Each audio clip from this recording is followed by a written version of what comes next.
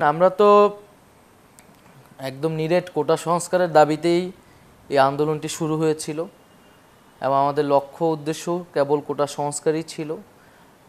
আমাদের দুঃখের জায়গাটা এটি ছিল যে কোটা সংস্কারের জন্য আমরা এর আগে একবার আন্দোলন আমাদের করতে হয়েছে, তখন আমাদের নিপীড়িত হতে হয়েছিল, রক্ত দিতে হয়েছিল এবং অনেক ত্যাগের ভিতর দিয়ে কিন্তু আমরা কোটা সংস্কার আদায় করেছিলাম বা কোটা বাতিল আদায় করেছিলাম। সেটি যখন পুনরায় আবার ফিরে আসলো, শিক্ষার্থীরা ক্ষুব্ধ ছিল। ফলে এই আন্দোলন সফল করতেই হবে, এটা ছাড়া কোনো বিকল্প ছিল না।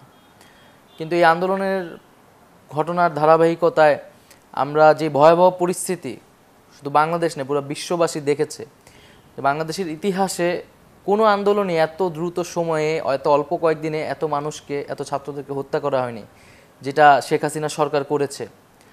এবং যখন এত রক্তপাত ঘটে গিয়েছে, এত ভাই বোনেরা শহীদ হয়েছে, তখন এই আন্দোলন আর কোটা সংস্কারে থেমে থাকেনি। এটা মানুষের জাতীয় মুক্তির আন্দোলনে পরিণত হয়েছিল। একটা স্কুলের ছেলে, একটা প্রাইভেট বিশ্ববিদ্যালয়ের ছেলে মেয়েরা তারা নেমেছে, একজন মজুর নেমেছে, শ্রমিক নেমেছে, শিশুরা পর্যন্ত নিহত হয়েছে।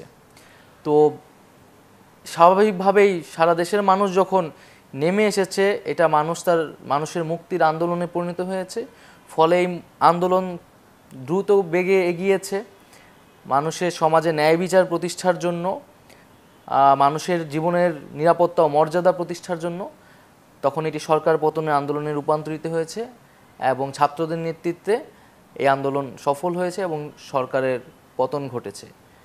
এবং আমরা বলি সফল নয়, এই আন্দোলনের একটি ধাপ হয়তো সম্পূর্ণ হয়েছে। আন্দোলনের যেই প্রতিশ্রুতি এবং আকাঙ্ক্ষা সেটি অর্জনের মাধ্যমে মূলত এই অভ্যুত্থান পূর্ণাঙ্গভাবে সফল হবে।